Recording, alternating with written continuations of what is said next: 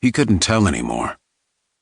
The defendant, Gerald Dean Weaver, was tapping his fingers against the tabletop to some tune. The prosecutor, a chubby man named Ian, flicked lint off his beige suit.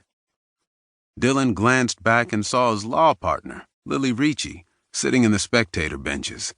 She winked at him, and he grinned and turned back around. Glancing out the windows, he saw a rust-colored moon from the lunar eclipse that had begun a bit ago. The Las Vegas Strip wasn't far from the courthouse, and the glimmering neon glow in the distance made it look as if part of the city were on fire. The jury had been in deliberation for 7 hours. When the judge had suggested they take a break and come back in the morning, the foreperson had insisted they could reach a verdict with more time.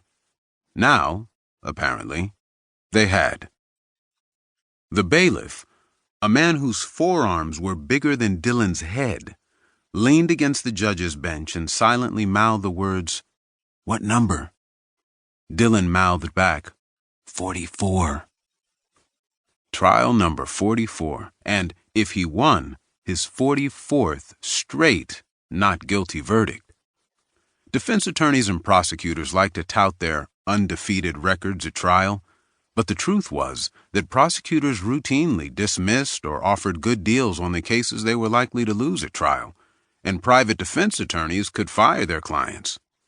Dylan, on the other hand, had racked up most of his verdicts as a public defender for Clark County before he and his partner went out on their own. Public defenders couldn't fire clients or dismiss cases. He took the worst of the worst cases, the unwinnable cases, to trial, and had never lost. "We should win, right?" Gerald whispered, leaning toward him. "That cop totally lied. I think I want to sue." Dylan leaned over as well and said, "Jerry, let me tell you the first rule of criminal law. Everybody lies. Defendants lie because they have to, cops lie because they think they have to, and witnesses lie for reasons they don't understand. No one's going to care that he lied on some drug case. And even if they did, how much money you think a jury's going to give you?" The door leading back to the deliberation room opened, and the bailiff bellowed, "All rise for the jury." 12 men and women entered, and didn't look at either the defense or the prosecution. But it didn't matter where they looked. Dylan could feel their energy. It almost radiated off them. They were going to acquit Jerry, and he surmised there had only been one holdout, the elderly woman at the end. She had given Jerry a dirty look during jury selection. The grimace on her face saying she wanted to, good Lord, be absolutely anywhere but a courtroom, and someone was going to pay for it. But when the other jurors didn't budge, she probably knew it would be too much effort to keep fighting, and the path of least resistance was to acquit. The judge said, "It's my understanding the jury has reached a verdict in this matter." The foreperson, a lithe woman in a black skirt and white blouse, stood. "We have, Your Honor. What say you?"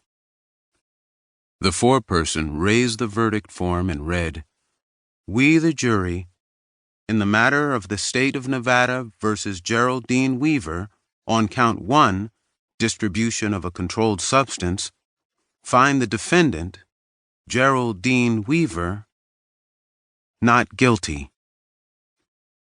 Jerry let out a long breath and had to put his hands on the table, seemingly to keep from falling over. The judge asked everyone to remain standing as the jury filed out, then thanked Dylan and Ian for their hard work and told Jerry he was free to go. Jerry hugged Dylan, then shook his hand, and then hugged him again. "I still want to sue the cops," he said. "Let it go, Jerry. You just dodged 10 years at Low Desert Plains. Go get a beer and celebrate." Jerry waved to Lily on his way out as Ian gathered his papers and briefcase and came over to the defense table.